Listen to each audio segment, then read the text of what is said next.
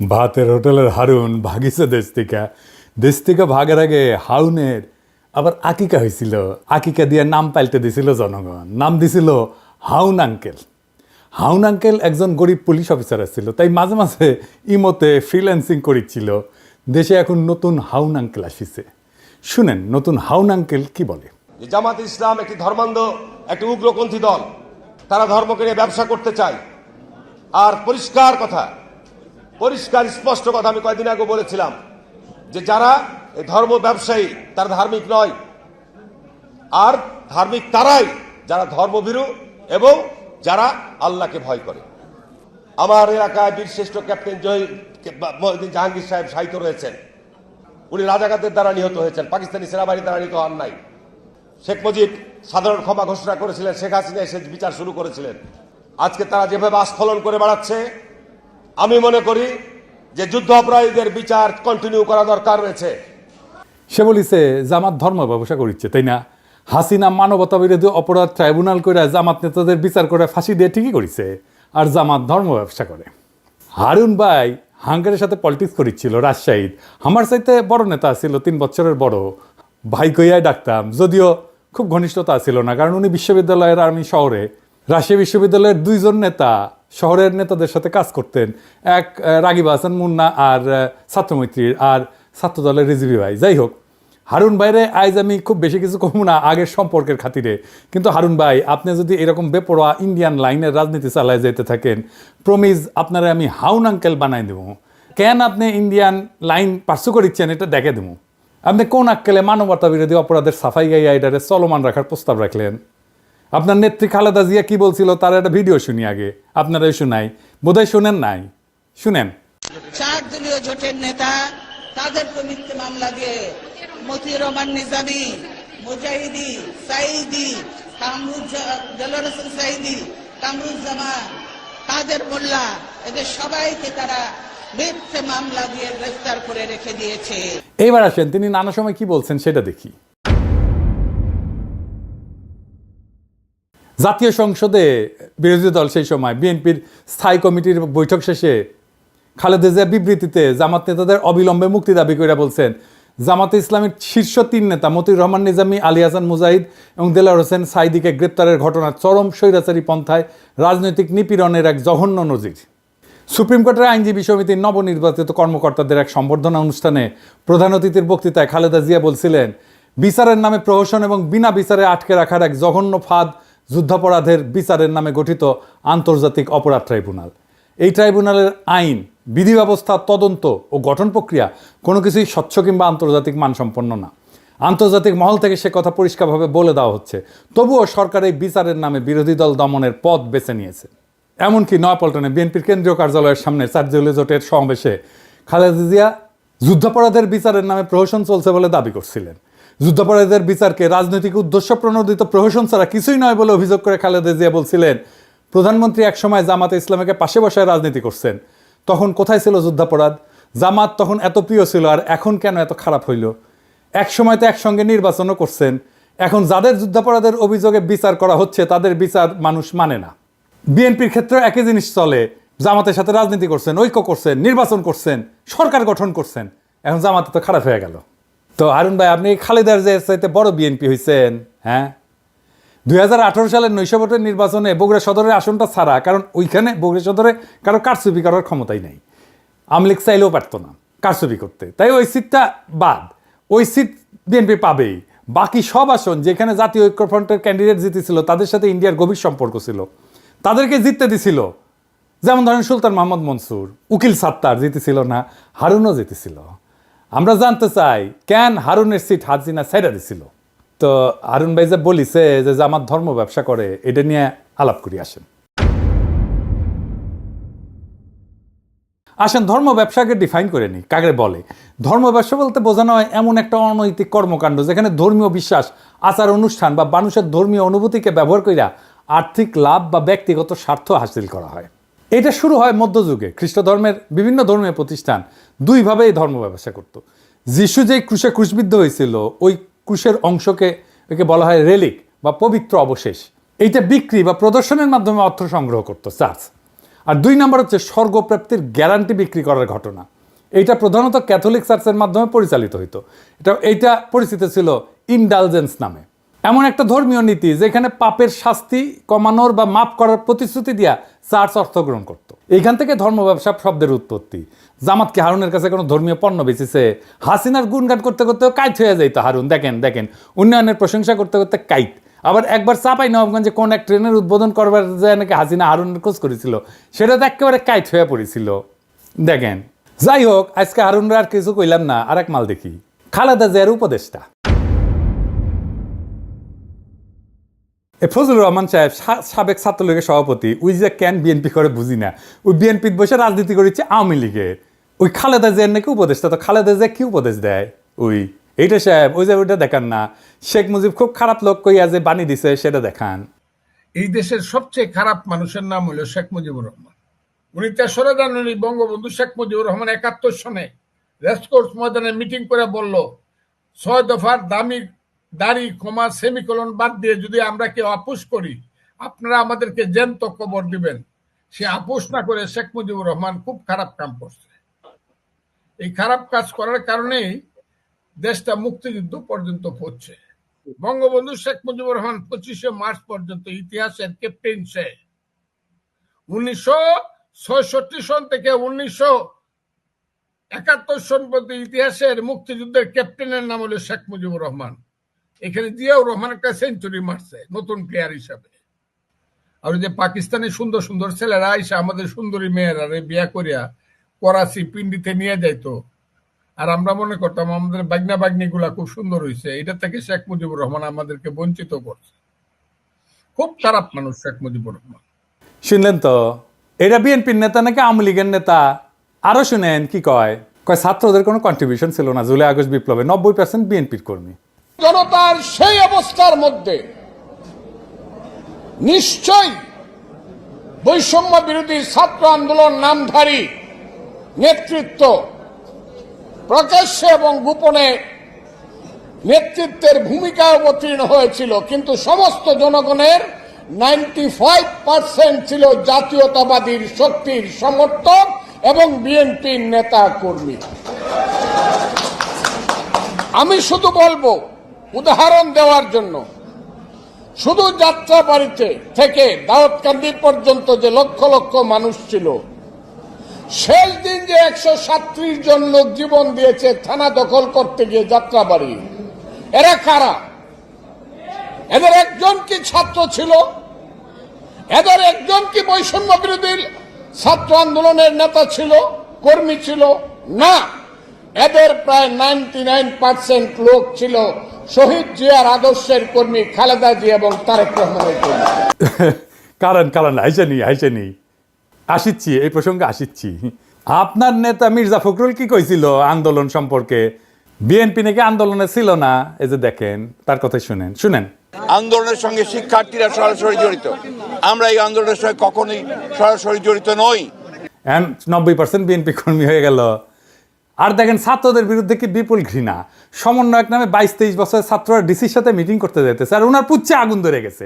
শুনেন, এখন বাংলাদেশের সব দলের চেয়ে বড় দলের নাম হলো সমন্বয়কের দল। আমি কিশোরগঞ্জে গেছিলাম, যদি ৪-৫টা ছেলে হাতে ডায়েরি নিয়ে হাঁটে। আমি কেন আসছিলাম? ডিসি সাহেবের সঙ্গে মিটিং করতে আসছি। কোন ক্লাসে পড়ো? কলেজে ফার্স্ট ইয়ারে পড়ি, গুরুদয়াল কলেজে। এইভাবে ৩টা জেনারেশন নষ্ট হয়ে যাচ্ছে বাংলাদেশের। কারণ সমন্বয়ক হইলে পরে ফার্স্ট ইয়ারে পড়েই ডিসি সাহেবের সাথে মিটিং করে প্রজেক্ট করা যায়। এইবার দেখেন নিজেই কি কইতেছে, যে ও নিজে, ফজলুর রহমান নিজে যখন ওই বয়সে ছিল, ওই বয়সে ৩২ জনের মারছে, যারে কইছে তারই মারছে, তার সাঙ্গপাঙ্গরা। যে শুনেন, আমরা ছোটখাটো মানুষ, কিন্তু আমি যে 23 বছরে যে পাওয়ার পাইছিলাম, এখন ইউনূস সাহেবের সেই পাওয়ার নাই। আমি আবারও বলছি, 23 বছর বয়সে আমার হাতে যে পাওয়ার ছিল মুক্তিযোদ্ধা কমান্ডার হিসাবে, আমি ইচ্ছা করলেই বলতে পারতাম, ও এরে ফেলায় দে, 16 ডিসেম্বরের আগে এ রাজাকার আমার বিরুদ্ধে যুদ্ধ করছে, ফেলায় দে। 15 জনকে গুলি করে আমার যে সৈনিকরা ছিল, মুক্তিযোদ্ধারা ছিল, ফেলায় দিয়েছে গাঙ্গের পারে। দেখেছেন মুরব্বী, আপনার কি আদৌ ডিসিদের সাথে মিটিং করে ছাত্রদের নিয়ে ইনকা বিষোদ্গার করা উচিত? ওরা বিরোচিত কাজ করেছে, দলে দলে কাতারে কাতারে জীবন দিয়া সারা দেশের মানুষের জায়গায় তুলছে, ঐক্যবদ্ধ করছে। আর আপনার এখন পৌরুষ জেগে উঠছে না, আপনি কইতেছেন কোনো কন্ট্রিবিউশন নাই। আপনি হুশে আছেন মুরব্বী, আপনি মুরব্বী মানুষ, বেশি কিছু কমু না। আপনারা করেছেন কি, ঈদের পরে আন্দোলন কইরা কইরা তো বছরের পর বছর পার করেছেন, এখন গলাত প্রচুর জোর এসেছে না। আপনাদের তো মির্জা আব্বাস কইছে 28 অক্টোবর প্রাণ ভয়ে প্রতিরোধ গড়ে তুলতে পারেন নাই, এখন পাঙ্খা গজাইছে, হিংসা হয় ছাত্রদের, আপনারা হাত মারিছেন, বুঝেছেন? 16 বছর ধরে হাত মারিছেন, ছাত্ররা পাইরা ফেলা গোয়া মেরে দিচ্ছে 3 সপ্তাহে হাসিনার। ফাল পারা বন্ধ করবেন, আবার ফাল পারবেন তো পাবলিকে কলে পাইরা ফেলবে, খুব খেয়াল। এইগুলা হইতেছে বাকশালী ডিম, বুঝছেন? বিএনপির বাসাত রাখিছে, বিএনপি তা দিচ্ছে এগুলাতে, এটা ফুটে বাকশালী চাও বাড়াবে। এবার বলেন, এই যে ভারত ঘেঁষার বাম এলিমেন্টগুলা কই থেকে বাইর হইতেছে বিএনপির মধ্যে থেকে, আর প্রমিনেন্স পাইতেছে, এত মিডিয়া কভারেজ পাইতেছে, এইখানেই আছে বিএনপির আগাম নির্বাচনের দাবির প্রশ্ন। বিএনপির আগাম নির্বাচন এটা ইন্ডিয়ান গেম। এবার কইবেন যে কইলেই হইল, আমি কোনো অনুমান করে কথা বলি না। আপনি দেখেন বিনা সিক্রি কি কইতেছে, সে বাংলাদেশে 111-এর আগে ইন্ডিয়ান হাই কমিশনার ছিল, সে আগে নির্বাচন পরে সংস্কার, এই আইডিয়ার প্রবক্তা, শুনেন তার মুখে শুনেন। The political parties of Bangladesh are saying this to Mohammed Yunus. Elections first. The reforms are to be done only by an elected government. This is business. এইবার যে এটা ইন্ডিয়ান যে প্ল্যান, এবার বুঝিছেন? বিএনপিকে তো জবাব দিতে হবে, কেন বিনা সিক্রি তাদের দাবির পক্ষে কথা বলে। বিএনপি যে নির্বাচন করিচ্ছে, এটা কি ঠিক কাজ হচ্ছে? তার আগে প্রফেসর ইউনূসের সরকারের এনে সমালোচনা করে নিয়ে এটা বলার দরকার আছে, কারণ বিএনপির এই নির্বাচন করে সিক্কর পাড়ার পিছে প্রফেসর ইউনূসের সরকারের দায় আছে। তো কেন বিএনপি নির্বাচনের দাবি তুলতে পারতেছে সেটা আলাপ করা দরকার না? আসেন করি। প্রফেসর ইউনূসের সরকার তো এমনিতে স্লো, এমন উদ্ভট ডিসিশন নিতেছে যে ডায়পার পরে উপদেষ্টারা, পাবলিক বিরক্ত হইতেছে। দৃশ্যমান উন্নতি আছে কিন্তু তাও পাবলিক বিরক্ত হইতেছে। এই যে হাসিনা আমলে 400 টাকা কেজি কাঁচামরিচ খাওয়াইছিল না, এখন কাঁচামরিচ এখন কত, 40 টাকা কেজি, তাও মানুষ বিরক্ত কেন? আমি বলছিলাম না যে ভ্যাট শূন্য করে দিতে হবে ওষুধে, নিত্য ব্যবহার্য ওষুধে, এমনভাবে নিত্য ব্যবহার্য ওষুধে কমাইতে হবে। আর লাইফস্টাইল ওষুধ মানে ভিটামিন, মিনারেল, প্রোবায়োটিক আর ধ্বজভঙ্গ সারানোর ওষুধ, এগুলোতে সরকারের ভ্যাট বাড়াই দিতে হবে, রাজস্ব যেন না কমে সরকারের। স্বাস্থ্য মন্ত্রণালয় কিন্তু এই প্রস্তাব নিয়ে কাজ করতেছিল, আমার প্রস্তাব গ্রহণ করছিল, তাদের ধন্যবাদ জানাই। তালিকা ফাইনাল হয়ে যাওয়ার মাত্র 2 দিন আগে ওষুধের উপরে ভ্যাট বসাই দিল অর্থ মন্ত্রণালয়। এতে নাকি সমস্যা হবে না, অর্থমন্ত্রী কইছে। আরে সমস্যা হবে কি হবে না এটা তো আমরা বুঝি। জিজ্ঞাসছিলেন আমাদেরকে সালাউদ্দিন সাহেব, আপনি আমাদের মতামত দিয়েছিলেন, রাষ্ট্রে কি আপনার বাপের তালুকদারি যে ইচ্ছা হইলো ভ্যাট বাড়াইলাম? আপনারা গালাইছিলাম, এরে ওরে কমপ্লেন করেছিলেন। নূরজাহান আপা বলে যে তুমি গালাইবা না এখন থেকে বয়স্ক মানুষকে, আমি গালি দেওয়া বন্ধ করেছি উনার রিকোয়েস্টে, আর আপনাদের পাঙ্খা গজাইছে। নূরজাহান আপা দেখেন, এবার দেখেন, আপনার কাছে তো আমি কমিটমেন্ট দিছিলাম গালি দিব না, দেখেন আপনার মন্ত্রণালয়কে খাইলো বাম্বু। পাবলিক এখন আপনারা গালাইতেছে যে আপনি বোধহয় ওষুধের দাম বাড়াইছেন। আচ্ছা সালাউদ্দিন সাহেব, ওষুধের উপরে ভ্যাট বাড়ানোর আগে আপনার একবারের জন্য মনে হইল না যে আমি একটু স্টেক হোল্ডারদের সাথে আলাপ করে নিই? আমার সাথে আলাপ না করেন, আপনারা তো মানুষ বিলা মনে করেন না। হ্যাঁ বলেন, কার সাথে আলাপ করেছিলেন? আপনি যতই জ্ঞানী হন না কেন, আপনি যত জ্ঞানী হন, যত পাস দেন, যত পিএইচডি করেন, আপনি তো হেলথের বালটা বুঝেন, কিছুই বুঝেন না আপনি। তো ডিসিশন কেন নিজে নিজে নেন? বুঝান তো সাউদ্দিন সাহেব, আপনি কথা কইবেন, স্টেক হোল্ডারদের সাথে কথা কইবেন, আমার সাথে কোন বা যার সাথে কোন কথা বলে কনভিন্স করবেন কেন আপনি ভ্যাট বাড়াইছেন ওষুধের উপরে। আমার সাথে কথা কইতে চাইলে মোস্ট ওয়েলকাম, আগে কনভিন্স করবেন, তারপরে ওষুধের উপরে ভ্যাট বাড়াইবেন। আমি বলে আগুন জ্বালাই দেবো, জান কালা কালা করে দেবো আপনার। আমি প্যারিসে থাকলেও ঢাকার রাস্তায় আমি লাখো জনতা নামাইতে পারবো। ওষুধের উপরে ভ্যাট বন্ধ, ফুল স্টপ, 1 পয়সা ভ্যাট বাড়াবেন না। এবার আসেন বিএনপির নির্বাচনের প্রশ্ন। আচ্ছা বিএনপি ভাইরা, আপনারা যে নির্বাচন করছেন, ইকোনমির অবস্থা জানেন? ইকোনমি যে জয় বাংলা হয়ে আছে সেটা জানেন? খবরই তো নাই। অর্থনীতির অবস্থা নিয়ে ভিডিও আসবি, আমি ভয় পাইতে চাই নাই, তাই এটা নিয়ে কিছু বলি নাই। আপনার বলাইতেছে, আপনার না বললে আপনারা বুঝবেন না কিসের মধ্যে ল্যান্ড করতে যাইতেছেন। এর মধ্যে রাষ্ট্র ক্ষমতা যাবেন, পারবেন না তো চালাইতে, দেশই চালাইতে পারবেন না, টাকা নাই তো। আর আপনারা কি তৈরি রাষ্ট্র ক্ষমতা নেওয়ার জন্যে? আপনার ছায়ামন্ত্রী সভা কই? রাষ্ট্রপ্রধান কে হবে? এইসব কি দেশবাসীর জানা উচিত না? এই যে 5 মাসে বেশি গেল, এই সময় অন্তঃসার শূন্য বক্তিমা ছাড়া আর কি দিচ্ছেন? সরকারের নাকি সাহায্য করবেন, কি ভালো সাহায্য করেছেন? এই যে ইন্ডিয়ান ডিসইনফরমেশন ক্যাম্পেইন কিছু করেছেন, এটার মোকাবেলা দল হিসেবে তো আপনার সক্ষমতা দেখতে চাই আমরা। আপনাদের তো খাইয়া ফেলবে ইন্ডিয়া। এখন ভাবিছেন ইন্ডিয়ার সাথে সিস্টেম করেছেন, ইন্ডিয়া ঝামেলা দিবে না। যেই মাত্র একটা স্বাধীন নীতির বাস্তবায়ন করতে যাইবেন, তখন দেখবেন ওইসব প্রতিশ্রুতির চাঙ্গে তুইলা কোমর বেঁধে নামবে আপনার বিরুদ্ধে। এখন যদি মনে করেন আপনি ইন্ডিয়ার ইচ্ছা মতো চালাইয়া তার মন পাইবেন, পাবলিকে ছাড়বে, আপনাদেরকে ছাড়বে না। আপনাদের জনগণের শক্তির উপরে ভরসা করতে হবে। এই যে 31 দফা দিচ্ছেন পুরাই তো বুলশিট। একটা এক্সাম্পল দিই, হ্যাঁ, মনে কিছু কইলেন না, আপনাদের কইলে তো আবার মনে কিছু করেন। বিএনপির 31 দফার 25 আর 26 দফা আছে স্বাস্থ্য নিয়ে কথা। দেখি আমি পড়ে দেখি, স্বাস্থ্যকে সম্পদ হিসাবে বিবেচনা করে সবার জন্য স্বাস্থ্য এবং বিনা চিকিৎসায় কোনো মৃত্যু নয়, এই নীতির ভিত্তিতে যুক্তরাজ্যের আদলে সার্বজনীন করা হবে, মানে সার্বজনীন স্বাস্থ্যসেবা করা হবে। স্বাস্থ্যসেবা প্রবর্তন করে সবার জন্য স্বাস্থ্য কার্ড চালু করা হবে। জাতীয় বাজারে স্বাস্থ্য খাতে জিডিপির 5% অর্থ বরাদ্দ করা হবে। আপনার কি জানা আছে এনএইচএস এর যুক্তরাষ্ট্রের মডেলটা কি? এটা বাংলাদেশের জন্য আসলে উপযুক্ত কি না? আপনার কোনো ক্রিটিক্যাল সেন্স আছে? আসেন এটা বুঝে দেখি। এনএইচএস এর মডেল বাংলাদেশে চলবে না। এর কারণগুলো হইল, একটা হচ্ছে অর্থনৈতিক সীমাবদ্ধতা। এনএইচএস এর মডেলটি এটা অর্থায়ন করার জন্য একটা শক্তিশালী এবং ধারাবাহিক রাজস্ব ব্যবস্থা প্রয়োজন। থার্ড ওয়ার্ল্ডের দেশগুলোতে কর আদায়ের হার খুব কম এবং অর্থনৈতিক অবকাঠামো খুব দুর্বল, ফলে এটা সম্পূর্ণরূপে সরকারি স্বাস্থ্যসেবা চালু করার জন্য যে অর্থ দরকার তা সরবরাহ করা সম্ভব না। জিডিপির 5% বরাদ্দ করবেন। ইউকের কত পার্সেন্ট আছে জিডিপির আপনি জানেন? প্রায় 12% জিডিপির। তা আপনি কেমনি করবেন? বললেই হইলো। আপনি ওইদিকে বলতেছেন 5% আর বলতেছেন ইউকের মতো করবেন। বা আপনার কাপড় এতটুকু, আপনি সামনে ডাকবেন না পিছের ফুটা ডাকবেন সেটাই তো ঠিক করতে পারেননি। আপনি তো সামনে ডাকলে পিছের ফাঁকা হয়ে থাকবে। এনএইচএস এর পরিচালনার জন্য একটা দক্ষ প্রশাসনিক কাঠামো দরকার। এটা বাংলাদেশের আছে? ইনস্টিটিউশনাল কোনো স্ট্রেংথ আছে বাংলাদেশের? কেন্দ্রীয়ভাবে স্বাস্থ্যসেবা পরিচালনার জন্য যে ধরনের দক্ষতা দরকার সেটা তো বাংলাদেশের নাই।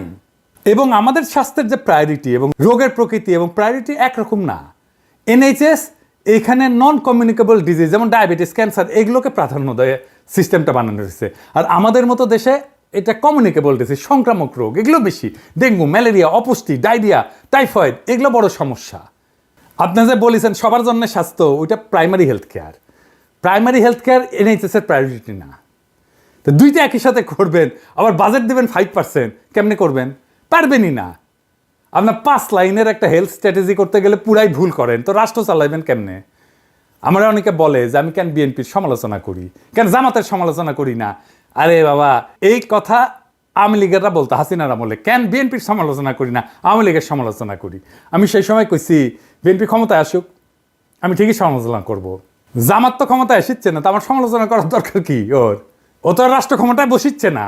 কিছু মানুষ আছে যারা সবসময় সরকারি দল করে, আর আমি সবসময় বিরোধী দল করব। কারণ রাজনৈতিক দলগুলো কখনোই জনগণের স্বার্থ রক্ষা করে না, আপনারাও করবেন না। আমাকে তো আমার জনগণের পক্ষে থাকতে হবে। আপনার নেতারা ইন্ডিয়ান ন্যারেটিভ বলতে থাকবে, মুজিব বন্দনা করতে থাকবে, 72-এর সংবিধান করতে কান্দে বুক বাসাবে, আর আমাকে জিন্দাবাদ দিতে হবে আপনাদের নামে। এই আবদার কেন? আমি কি আপনাদের চাকরি করি নাকি আপনাদের দল করি?